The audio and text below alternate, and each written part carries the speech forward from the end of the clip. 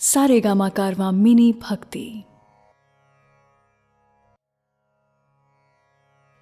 जय श्री कृष्ण। नमस्कार दोस्तों।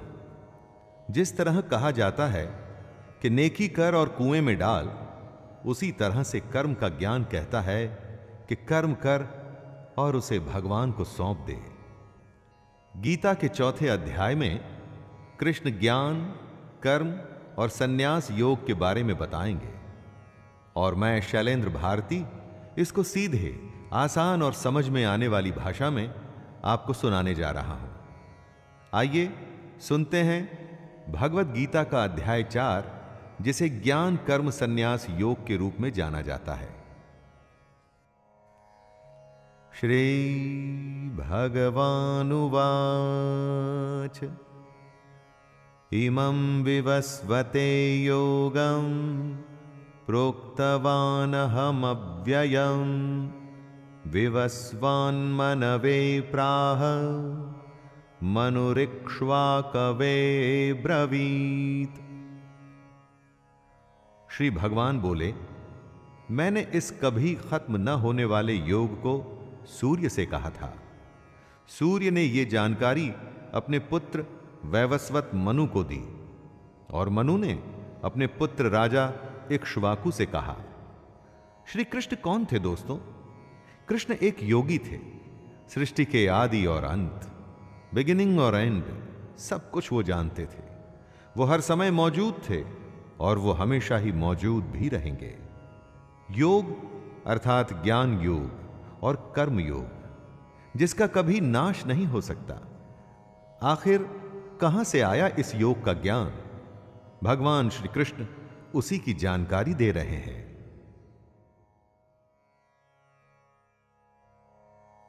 एवं परंपरा प्राप्तम इमं राजर्षयो विदुः सकाले नेह महता योगो नष्टः परंतप। हे परंतप अर्जुन, परंपरा चलती रही और कई राजर्षियों को इसकी जानकारी हो गई, लेकिन उसके बाद वह योग बहुत काल से इस पृथ्वी लोक में गायब हो गया। ज्ञान कहीं न कहीं से आता है और उसके बाद वो धीरे धीरे फैलना शुरू होता है।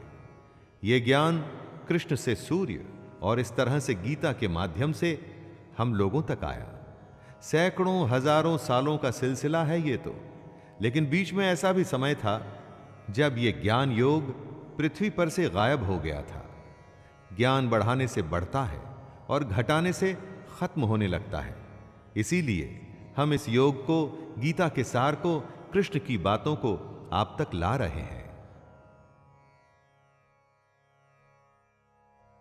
एवायं मया तेऽद्य योगः प्रोक्तः पुरातनः भक्तोऽसि मे सखा चेति रहस्यं ह्येतदुत्तमम्। खजाने को खुले में नहीं रखा जाता, उसी तरह से रहस्य भी खुल के सामने नहीं आता, धीरे धीरे आता है। कृष्ण अर्जुन से कहते हैं, तू मेरा भक्त और प्रिय सखा है, इसलिए वही ये पुरातन योग आज मैंने तुझसे कहा है, क्योंकि ये बड़ा ही उत्तम रहस्य है, अर्थात गुप्त रखने योग्य विषय है। अर्जुन कृष्ण का भक्त भी है और मित्र भी, इसीलिए कृष्ण उसे ये सदियों पुराना योग बता रहे हैं, सिखा रहे हैं और ये भी कह रहे हैं कि वैसे तो ये गुप्त रखने की बात है, लेकिन वो अपना सब कुछ अर्जुन को बता रहे हैं। यहां पर गुप्त रखने से मतलब है कि इतने बड़े ज्ञान का सम्मान हो, इसे सामान्य विद्या न समझा जाए। अर्जुन उवाच अपरं भवतो जन्म परं जन्म विवस्वतः कथमेतद्विजानीयां त्वमादौ प्रोक्तवानिति।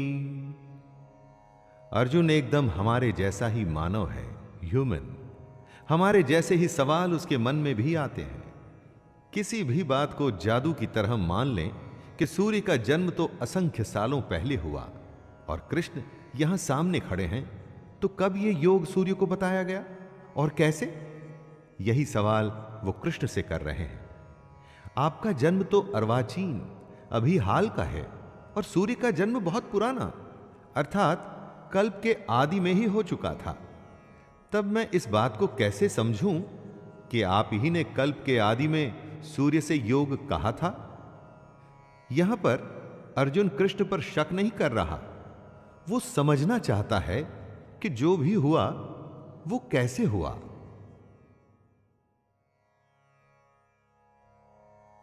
श्री भगवानुवाच बहूनि मे व्यतीतानि जन्मानि तव चार्जुन तान्यहं वेद सर्वाणि न त्वं वेत्थ परन्तप।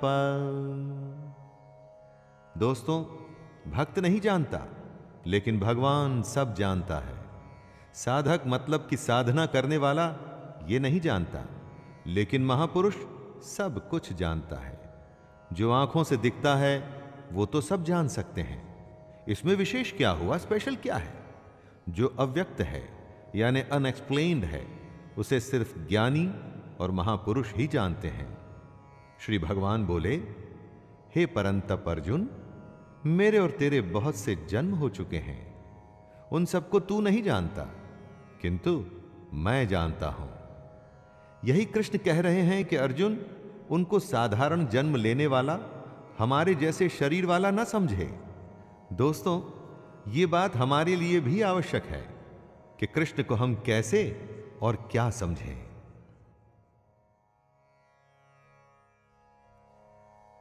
अजोऽपि सन्नव्ययात्मा भूतानामीश्वरोऽपि सन् प्रकृतिं स्वामधिष्ठाय संभवाम्यात्मयायया।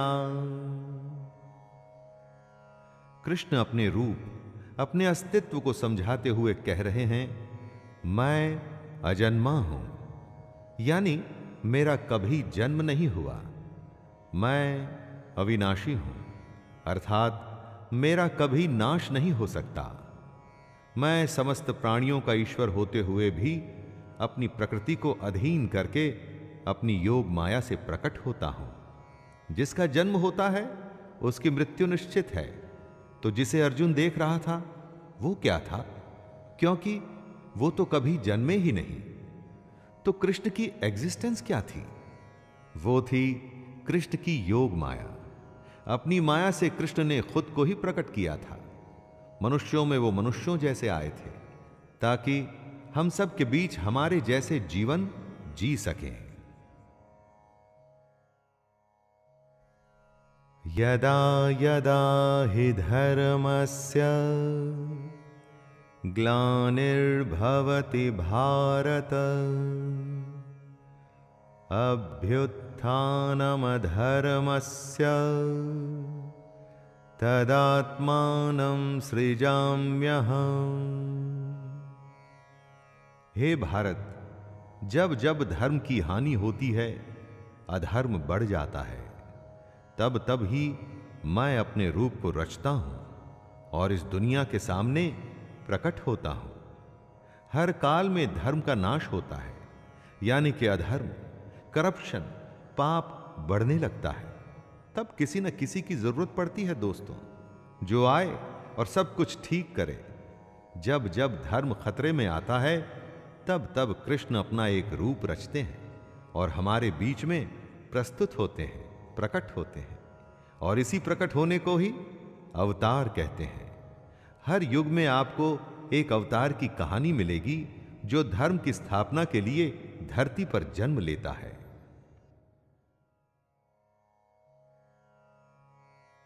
परित्राणाय साधूनां विनाशाय च दुष्कृतां धर्म संस्थापनार्थाय संभवामि युगे युगे।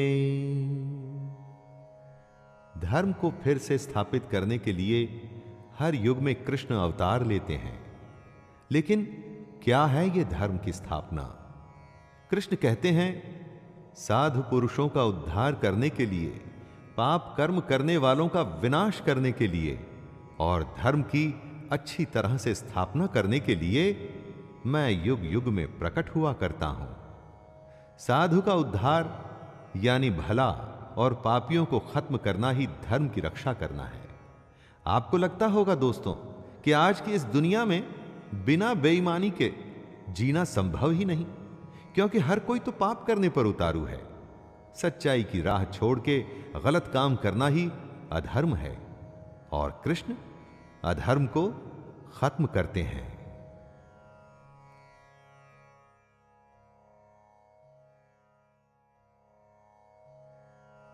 जन्म कर्म च मे दिव्यम् एवं यो वेत्ति तत्त्वतः त्यक्त्वा देहं पुनर्जन्म नैति मामेति सोऽर्जुन।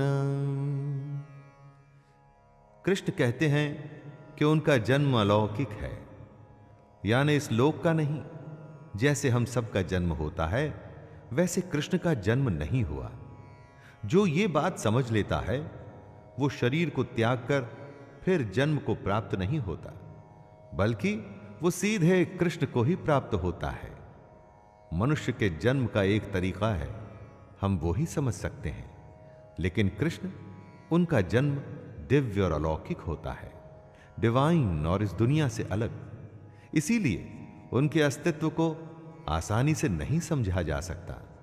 लेकिन जो भी कोई इस बात को समझ जाता है वो भी जन्म और मृत्यु के चक्कर से निकल सीधा कृष्ण को ही प्राप्त होता है। ज्ञान की बात है तो आसानी से कैसे समझ में आएगी दोस्तों, और अगर समझ आ गई तो फिर किसी ज्ञान की जरूरत ही नहीं रहेगी। वीतराग भय क्रोधा मन्मया मामुपाश्रिताः बहवो ज्ञान तपसा पूता मद्भावमागताः।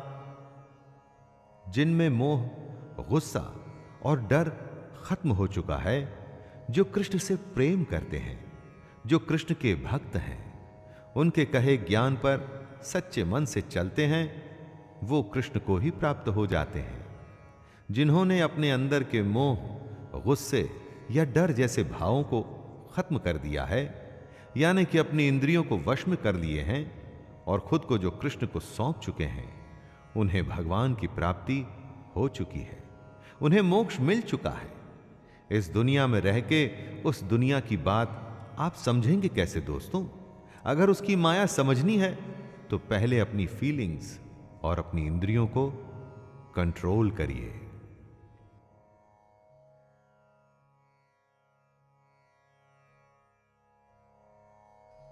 ये यथा मां प्रपद्यन्ते तांस्तथैव भजाम्यहम् मम वर्तमानुवर्तन्ते मनुष्याः पार्थ सर्वशः।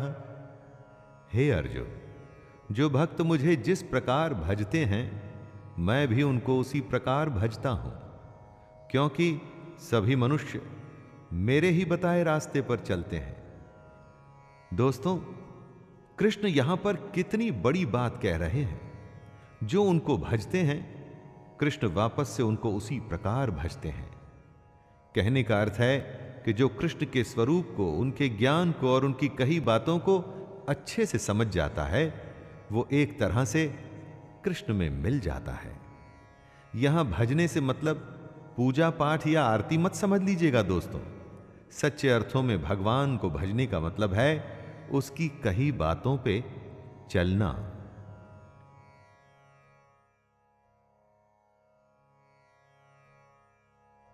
कांक्षन्तः कर्मणां सिद्धिं यजन्त इह देवताः क्षिप्रं हि मानुषे लोके सिद्धिर्भवति कर्मजा। कृष्ण कहते हैं, इस दुनिया में जिनको अपने कर्मों का फल चाहिए होता है वो देवताओं का पूजन किया करते हैं, क्योंकि उन्हें कर्मों से पैदा होने वाली सिद्धि जल्दी मिल जाती है। जो लोग कृष्ण के कहे अनुसार कर्म करते हैं और साथ में देवताओं की पूजा करते हैं, उन्हें उनके कर्मों के फल जल्दी मिल जाते हैं। सच्चे मन से सिर्फ कर्म करना, कर्म करते हुए फल की ही नहीं, देवता और ईश्वर को भी याद रखना, ऐसे करने पर फल जल्दी मिलता है। कर्म किया है तो फल तो आएगा ही, चाहे अच्छा या बुरा, लेकिन अगर कर्म करते हुए मन में भगवान है तो फल अवश्य अच्छा और जल्द आएगा।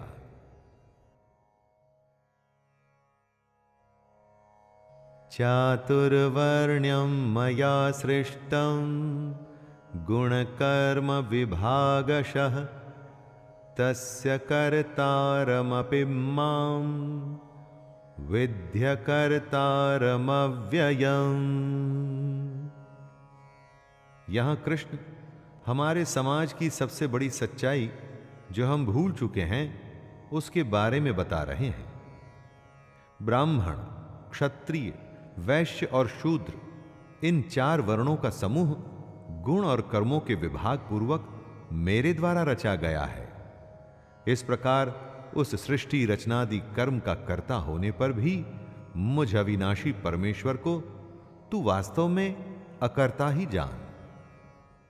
जिसे हम जात या जाति कहते हैं वो आपके गुण और कर्म पर निर्भर करती है दोस्तों, जन्म पर नहीं।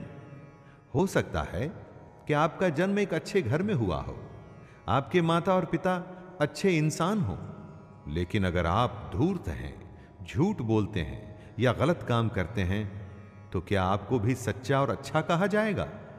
ना, कभी नहीं।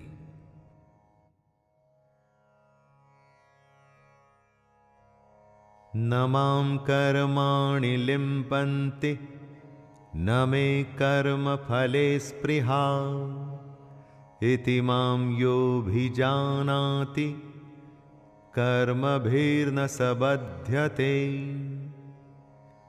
कर्म करना है लेकिन उसमें बंधना नहीं, यह कॉम्प्लिकेटेड है दोस्तों, इसलिए जरा ध्यान दे के सुनिएगा। कर्म को पूरी लगन से अपना कर्तव्य समझ के आपको करना है, लेकिन उसमें बंधकर उसके फल के लिए परेशान नहीं होना है। आपने परीक्षा दी या किसी चुनौती का सामना किया, अब उसके रिजल्ट का आपको इंतजार है और आप सोच रहे हैं कि न जाने क्या होगा, हे भगवान अच्छा कर देना। यह गलत है।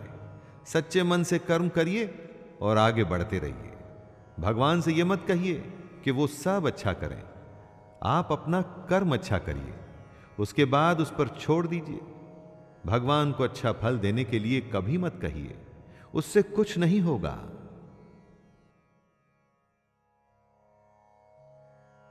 एवं ज्ञात्वा कृतं कर्म पूर्वैरपि मुमुक्षुभिः कुरु कर्मैव तस्मात् त्वं पूर्वैः पूर्वतरं कृतं।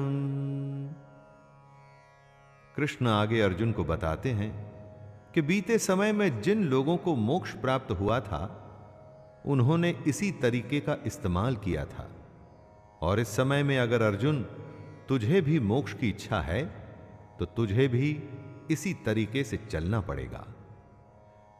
कृष्ण पूर्वजों के तरीके को समझाते हुए अर्जुन से कह रहे हैं दोस्तों कि उससे पहले भी कितने ही लोग निष्काम कर्म को समझ ईश्वर को प्राप्त हुए थे। उसी तरह से अर्जुन को भी इस बने बनाए तरीके पे चल ईश्वर को पाना चाहिए। दुनिया कितनी भी बदल जाए, दुनिया के नियम नहीं बदलते।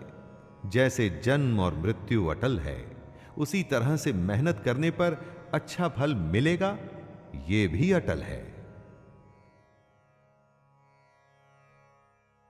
किम कर्म किम कर्मेति कवयोप्यत्र मोहिताः तत्ते कर्म प्रवक्ष्यामि यज्ञ ज्ञात्वा मोक्षसे शुभात्।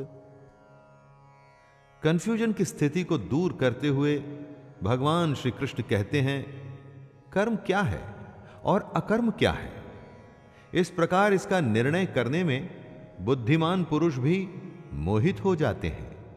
इसलिए वह कर्म तत्व मैं तुझे भली भांति समझाकर कहूंगा, जिसे जानकर तू अशुभ से अर्थात कर्म बंधन से मुक्त हो जाएगा। आखिर कर्म होता क्या है? कुछ भी करने को क्या कर्म कहते हैं? हर समय हम इस शब्द का इस्तेमाल करते हैं, परंतु कृष्ण कर्म और अकर्म का भेद खोलेंगे और समझाएंगे कि कैसे इसको समझकर आप कर्म योग में लग सकते हैं और अपने जीवन में आगे बढ़ सकते हैं। कर्मणो ह्यपि बोद्धव्यम बोद्धव्यम च विकर्मणः अकर्मणश्च बोद्धव्यम गहना कर्मणो गतिः। कर्म क्या है यह समझना चाहिए और अकर्म क्या है यह भी समझना चाहिए, और साथ में विकर्म का स्वरूप भी जानना चाहिए, क्योंकि कर्म बहुत ही कॉम्प्लिकेटेड चीज है। 3 शब्दों में कहा है कृष्ण ने, कर्म, अकर्म और विकर्म, यानी कुछ करना, कुछ न करना और कुछ विशेष करना। ये बातें सुनकर दोस्तों आपको फिलॉसफी लगेगी, सत्संग के ज्ञान की तरह लगेगा, लेकिन अगर आप इन बातों को समझ जाएं तो यकीन मानिए हमारी प्रैक्टिकल दुनिया में आपका जीना एकदम आसान हो जाएगा। और यही वजह है कि कृष्ण कर्म, अकर्म और विकर्म को समझाना चाहते हैं। कर्मण्य कर्म यः पश्येद कर्मणि च कर्म यः स बुद्धिमान् मनुष्येषु स युक्तः कृत्स्न कर्म कृत्। जो मनुष्य कर्म में अकर्म देखता है और जो अकर्म में कर्म देखता है, वो और लोगों से ज्यादा इंटेलिजेंट है, और ऐसा योगी समस्त कर्मों को करने वाला है। कर्म में अकर्म देखने का मतलब क्या हुआ? यानी जो मनुष्य कर्म करता है लेकिन उस पर घमंड नहीं करता कि करने वाला वो खुद है, वो कर्म में अकर्म को देख रहा है, कर्म को कर्तव्य मान के कर रहा है। लेकिन दुनिया जहान में या खुद अपने आप से उसका डंका नहीं पीटना चाहिए दोस्तों। उसे यह नहीं करना चाहिए कि मैंने ये कर दिया या वो कर दिया। अपना काम करना है, उसके फल के बारे में नहीं सोचना है, और अपने अगले काम, अगले कर्तव्य में लग जाना है। यही है कर्म में अकर्म को देखना। यस्य सर्वे समारंभाः काम संकल्प वर्जिताः ज्ञानाग्निदग्ध कर्माणं तमाहुः पंडितं बुधाः। कृष्ण कर्म को आगे समझाते हुए कहते हैं, जिसके शास्त्रों द्वारा ठीक बताए गए कर्म बिना कामना और संकल्प के होते हैं, तथा जिसके सारे कर्म ज्ञान रूप अग्नि द्वारा भस्म हो गए हैं, उस महापुरुष को ज्ञानी जन भी पंडित कहते हैं। दोस्तों, सीधी भाषा में इसे यूं समझिए कि कर्म करना है और उसे भूल जाना है। लेकिन कौन सा कर्म? शास्त्र सम्मत। जी हां, शास्त्र सम्मत। जिस कर्म को शास्त्र ठीक बताएं, शास्त्र कौन से कर्म को ठीक बताएंगे? जिसमें धर्म का पालन है, जिसमें आपके कर्तव्य, आपकी रिस्पॉन्सिबिलिटी पूरी होती है। किसी भी काम को अपने स्वार्थ के चलते आप अच्छा या बुरा कह सकते हैं, लेकिन सही कर्म वही है जो शास्त्र सम्मत है। त्यक्त्वा कर्म फलासंगम नित्य तृप्तो निराश्रयः कर्मण्यभिप्रवृत्तोपि नैव किंचित करोति सः। जो पुरुष अपने सारे कर्मों और उनके फल में आसक्ति को छोड़ करके इस दुनिया पर डिपेंडेंट नहीं और परमात्मा में नित्य तृप्त है, वह कर्मों को करता हुआ भी वास्तव में कुछ भी नहीं करता। जो इंसान काम करते हुए उसके फल के बारे में बिल्कुल नहीं सोचता, वो ही सबसे आगे जाता है। उसी की उन्नति होती है, इतनी उन्नति, इतनी प्रोग्रेस कि अगर वो चाहे तो भगवान को भी पा सकता है। कर्म करते हुए उसके फल, रिजल्ट में आसक्ति नहीं रखनी चाहिए। बस इतनी सी सीधी सी बात है दोस्तों। मत सोचिए कि आगे क्या होगा, बस अभी में रहिए और अपना काम करिए। निराशीर्यत चित्तात्मा त्यक्त सर्व परिग्रह शारीरम केवलम कर्म कुर्वन्नाप्नोति किल्बिषम्।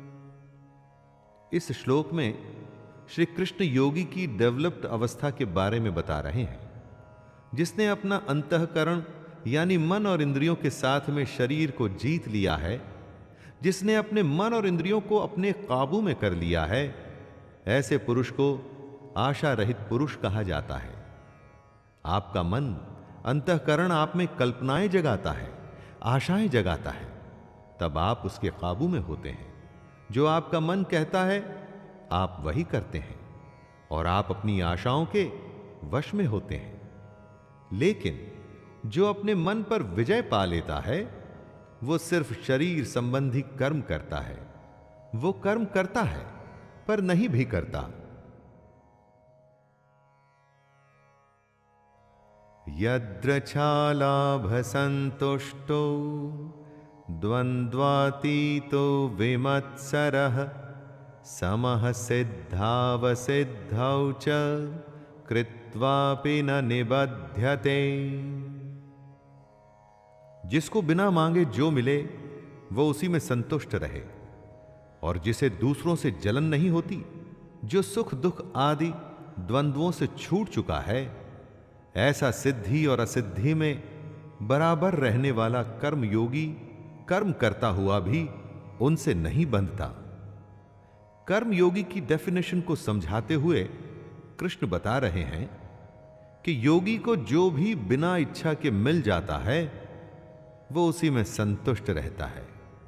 जो किसी से जलन नहीं रखता कि उसके पास मेरे से ज्यादा पैसा या शोहरत या नाम है, जो हार या जीत, सुख और दुख इन सब में एक जैसा महसूस करता है, वही असली कर्मयोगी है। गत संगस्य मुक्तस्य ज्ञानावस्थित चेतसः यज्ञायाचरतः कर्म समग्रम प्रविलीयते। कर्मयोगी अपनी इच्छाओं पर विजय पा अपने लगाव को खत्म करता है। उसे अपनी देह पर भी घमंड नहीं रहता कि मैं इतना ताकतवर या सुंदर हूं। वो अपने मन में ममता या मोह को नहीं आने देता। ऐसे योगियों के मन में सिर्फ परमात्मा का ज्ञान होता है। उसी ज्ञान पे चलते हुए ये अपना कर्म यज्ञ की तरह करते हैं, और इतना कठोर नियंत्रण होने की वजह से ही ये लोग मोक्ष को समझ उसको प्राप्त करते हैं। ऐसा करना आसान नहीं होता दोस्तों, लेकिन ऐसा भी नहीं कि यह असंभव है। यही बात कृष्ण बता रहे हैं कि कई लोग इस अवस्था को प्राप्त हो चुके हैं, कर्म योगी बन चुके हैं।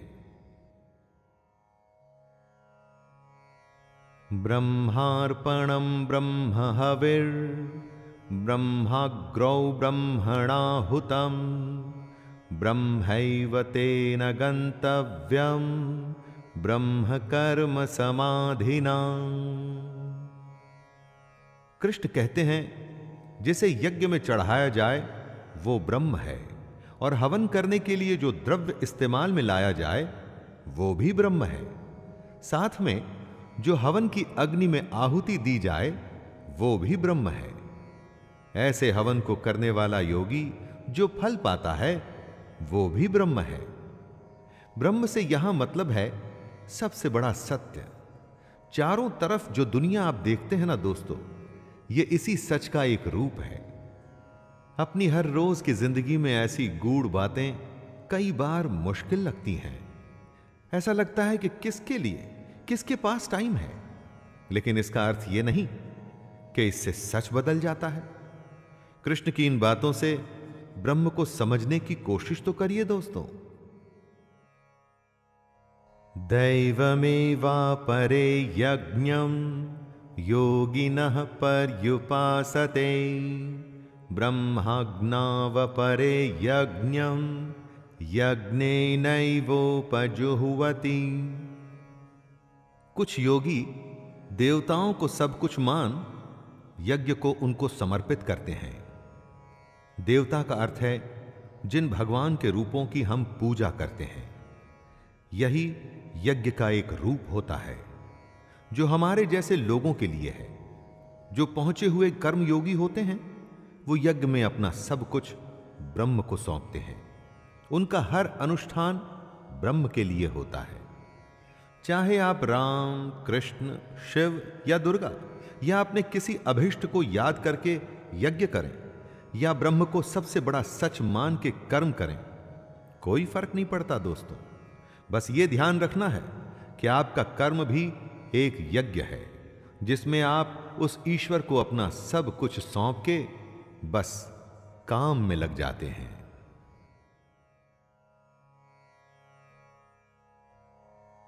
श्रोत्रादीनिन्द्रियाण्यन्ये संयमाग्निषु जुह्वति शब्दादीन् विषयान्नन्य इंद्रियाग्निषु जुह्वति।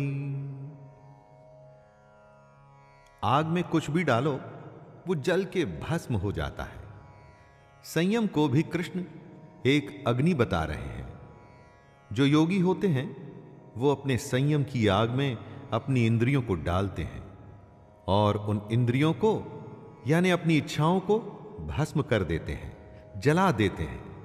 परंतु जो योगी नहीं होते, नादान होते हैं, वो ठीक इसका उल्टा करते हैं। वो अपना सब कुछ इन इंद्रियों में भस्म कर देते हैं। किसी ने कुछ कहा जिससे आपको गुस्सा आ गया या किसी को देख आपके मन में जलन हुई कि उसकी कार मेरी कार से बड़ी कैसे, वगैरह वगैरह। बस इसी तरह की बातों में नादान लोग खुद को जला डालते हैं। सर्वाणीन्द्रिय कर्माणि प्राणकर्माणि चापरे आत्मसंयम योगाग्नौ जुह्वति ज्ञानदीपिते। अपनी इंद्रियों को, अंतःकरण को वश में करने का सबसे बड़ा तरीका है ज्ञान। ज्ञान से ही योगी लोग अपने मन को नियंत्रण में लाते हैं। जब भी कोई बुरा विचार आता है तो उस समय उनका ज्ञान ही उन्हें बताता है कि उनके जीवन का लक्ष्य ये नहीं, कुछ और है। आप खुद सोचिए, हर काम के दो पहलू होते हैं। उसे करते हुए आपको पता होता है कि क्या सही तरीका और क्या गलत। तब आप कौन सा रास्ता चुनते हैं? ये ज्ञान ही तो है जो आपको सही रास्ता चुनने के लिए कहता है। कृष्ण हमें गीता के माध्यम से यही ज्ञान दे रहे हैं।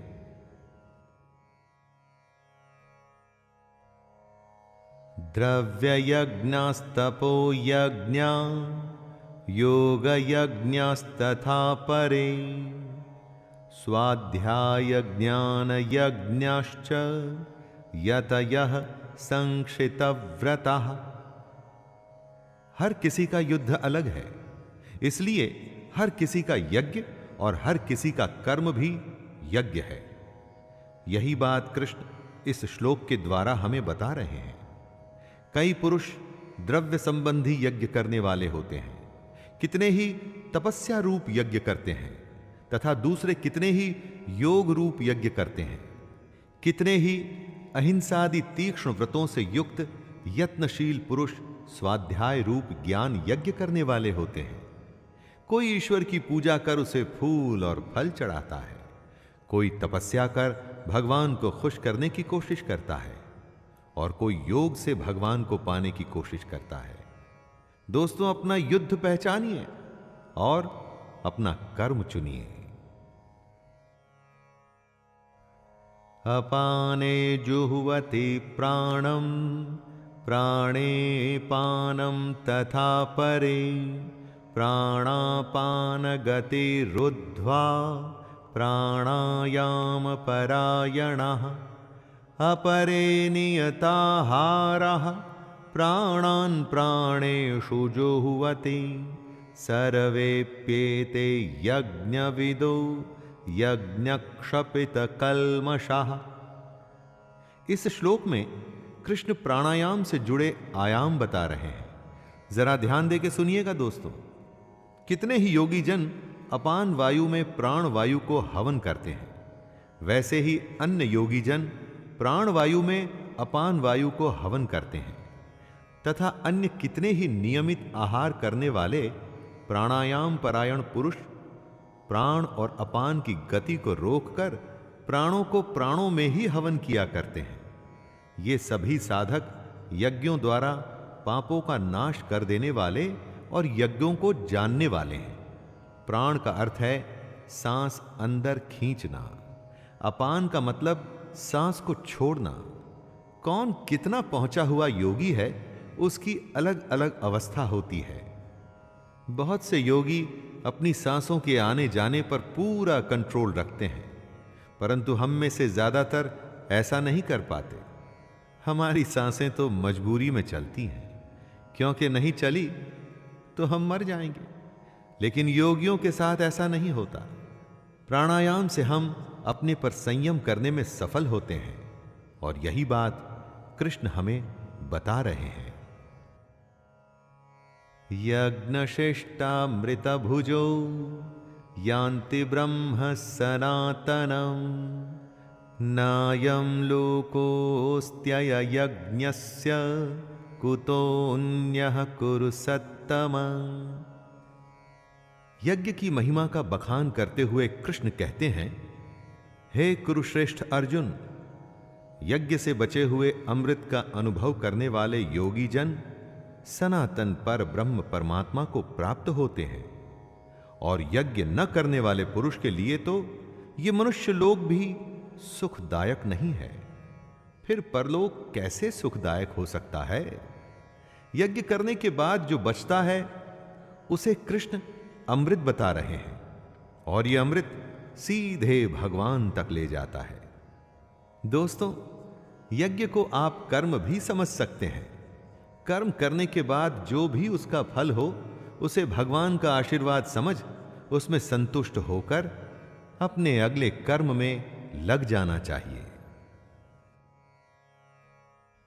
एवं बहुविधा यज्ञा वितता ब्रह्मणो मुखे कर्मजान् विद्धि तान् सर्वान् एवं ज्ञात्वा विमोक्ष्यसे। कृष्ण आगे कहते हैं, कितने ही तरह के यज्ञ वेद की वाणी में बताए गए हैं। उन सबको तू मन, इंद्रिय और शरीर की क्रिया द्वारा संपन्न होने वाले जान। इस प्रकार इन यज्ञों का मूल तत्व, इनकी रियलिटी जानकर उनके अनुष्ठान द्वारा तू कर्म बंधन से हमेशा के लिए मुक्त हो जाएगा। कितने ही यज्ञ वेदों में बताए गए हैं और कई यज्ञों के बारे में श्री कृष्ण ने भी बताया, जैसे अपने पर संयम रख इंद्रियों को वश में करना, यज्ञ में देवताओं को अर्पण करना, सांसों को नियम में रख प्राणायाम करना। ये सारे यज्ञ ही तो हैं। ये यज्ञ अगर हम सच्चे मन से करेंगे तो इस जन्म और मृत्यु के चक्कर से हमेशा के लिए निकल सकते हैं। श्रेयान् द्रव्यमयाद्यज्ञान यज्ञः परन्तप सर्वं कर्म अखिलं पार्थ ज्ञाने परिसमाप्यते। हे परंतप अर्जुन, आहुति चढ़ाकर किए गए यज्ञ से अच्छा ज्ञान यज्ञ होता है। एक यज्ञ तो वो होता है जिसमें हवन में आप देवताओं का आवाहन कर उन्हें अलग अलग द्रव्य जैसे घी इत्यादि चढ़ाते हैं, और एक दूसरा यज्ञ होता है ज्ञान यज्ञ, जिसमें आप अपनी इंद्रियों को वश में करते हैं, अपनी सांसों को नियंत्रण में रखते हैं, अकर्म करते लेकिन उसके फल में इच्छा नहीं रखते। ये सारे ज्ञान यज्ञ हैं और ये द्रव्य यज्ञों से कहीं अच्छे हैं। इसीलिए ज्ञान यज्ञ हमें सीधे ईश्वर से साक्षात्कार कराता है, हमें उनसे जोड़ता है। तद्विद्धि प्रणिपातेन परिप्रश्नेन सेवया उपदेक्ष्यन्ति ते ज्ञानं ज्ञानिनस्तत्त्वदर्शिनः। अर्जुन तो खुद भगवान के सामने था, लेकिन हम सब तो नहीं है दोस्तों। अगर ये ज्ञान हमें समझ नहीं आ रहा तो हम तत्वदर्शी ज्ञानी महापुरुष के पास जाके इस ज्ञान को या ब्रह्म को समझने की कोशिश कर सकते हैं। अगर ज्ञान हमें जरूरी ही नहीं लगेगा तो हम बस अपनी जिंदगी को बिना कुछ जाने जीते ही चले जाएंगे। कृष्ण अर्जुन के माध्यम से हम सबको कुछ बता रहे हैं। ज्ञान को तू तत्वदर्शी ज्ञानियों के पास जाकर समझ। उनको भली भांति दंडवत प्रणाम करने से, उनकी सेवा करने से और कपट छोड़कर सरलता पूर्वक प्रश्न करने से वे परमात्मा के तत्व को भली भांति जानने वाले ज्ञानी महात्मा तुझे उस तत्व ज्ञान का उपदेश करेंगे।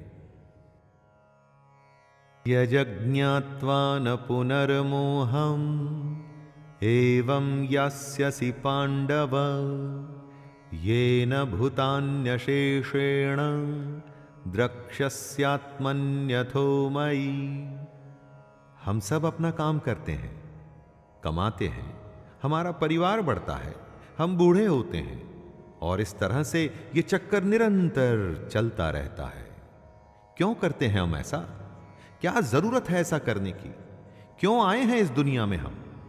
अज्ञानियों को इसके उत्तर की जरूरत नहीं पड़ती। आपके आसपास कितने लोग ये सवाल करते हैं? ज्यादा नहीं, लेकिन जिसमें थोड़ा सा भी ज्ञान है ना, वो ये जानना चाहता है। और यही जानने के लिए हमें तत्वदर्शी ज्ञानियों के पास जाकर के समझने की कोशिश करनी चाहिए। तभी तो हम मुंह से छूटेंगे और भगवान की इस दुनिया को समझने की कोशिश भी करेंगे।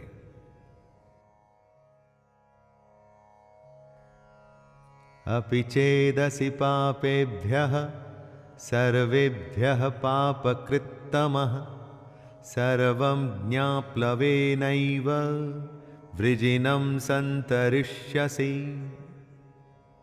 यदि तू अन्य सब पापियों से भी अधिक पाप करने वाला है तो भी तू ज्ञान रूपी नौका द्वारा निसंदेह संपूर्ण पाप समुद्र से भली भांति तर जाएगा। दोस्तों, इसका मतलब यह मत लगाइएगा कि पहले पाप करिए फिर ज्ञान हासिल करिए और बच जाइए।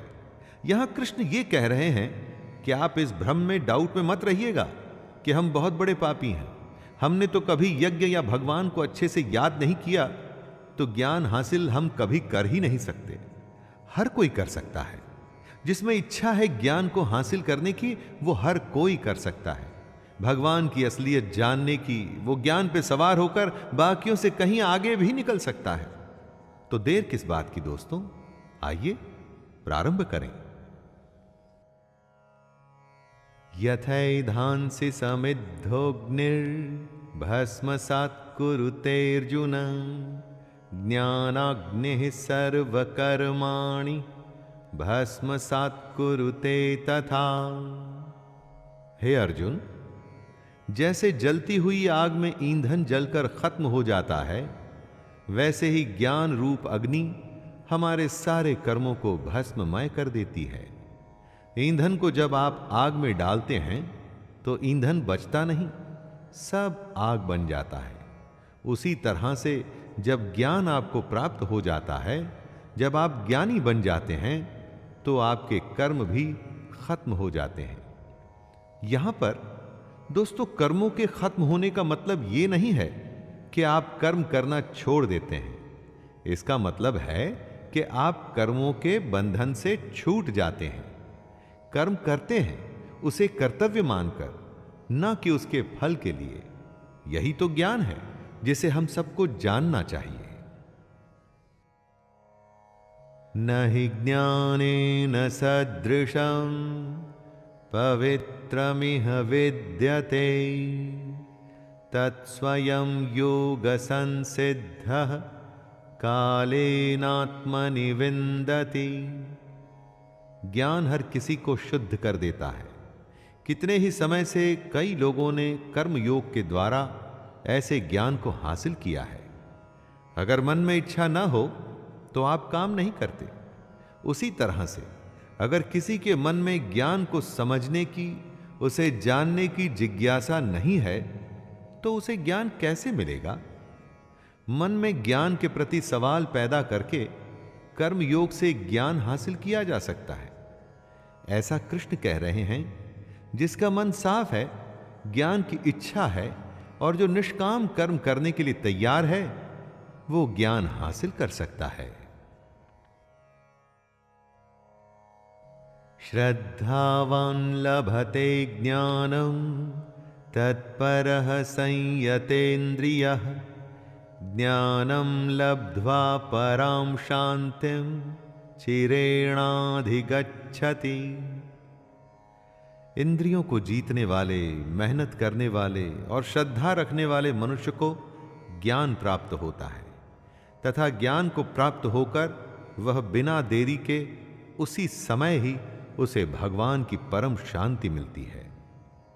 जब आप एग्जाम, परीक्षा देने जाते हैं और अगर आपको सारे जवाब मालूम हैं तो परीक्षा देने में कोई परेशानी नहीं होती दोस्तों। उसी तरह से जो इंद्रियों के वश में करने की कोशिश कर रहा है, जिसके मन में ईश्वर के प्रति श्रद्धा है, उसको इस दुनिया की सच्चाई समझने में या ज्ञान हासिल करने में ज्यादा समय नहीं लगता। सही लगन और सही तरीके से आप दुनिया में कुछ भी हासिल कर सकते हैं। अज्ञश्च श्रद्धानश्च संशयात्मा विनश्यति नायं लोकोऽस्ति न परो न सुखम संशयात्मनः। जो सही गलत का फैसला नहीं कर सकता, जिसमें श्रद्धा नहीं, जिसके मन में शक है, ऐसा मनुष्य खत्म हो जाता है। ऐसे संशय युक्त मनुष्य के लिए न ये दुनिया है, न वो दुनिया, और ना ही सुख। जिसमें न सोचने समझने की शक्ति है, जिसमें न ईश्वर के लिए या इस दुनिया के सच के लिए श्रद्धा है, तो उसके जीवन का कोई मोल ही नहीं। ऐसे अज्ञानी बेवकूफ के लिए किसी दुनिया में आराम नहीं और उसे सुख कभी नहीं मिलता। दोस्तों, बिना कुछ किए कुछ भी हासिल नहीं होता, और साथ में अगर कुछ करने की, कुछ जानने की इच्छा नहीं, तो इस इंसान के होने में और ना होने में कोई फर्क नहीं। योग संन्यस्त कर्माणं ज्ञान संजिन्न संशयम् आत्मवन्तं न कर्माणि निबध्नन्ति धनंजय। हे धनंजय, जिसने कर्म योग के तरीके से अपने सारे कर्मों को भगवान को चढ़ा दिया है और जिसने विवेक के द्वारा अपने सारे शक खत्म कर दिए हैं, ऐसे मन को वश में किए हुए पुरुष को कर्म नहीं बांधते। कर्म योगी वो होता है जो अपना कर्म करता है और उसे भगवान को सौंप देता है, जो अपने हर काम को बिना घमंड के करता है, अर्थात उस पर घमंड नहीं करता, जो अपनी समझ से अपने मन में से शक दूर करता है। अगर शक में रहेंगे ना दोस्तों, तो कभी कोई फैसला नहीं कर पाएंगे, और जो अपने मन पर विजय हासिल कर लेता है, उसे भगवान का ज्ञान जानने से कोई नहीं रोक सकता।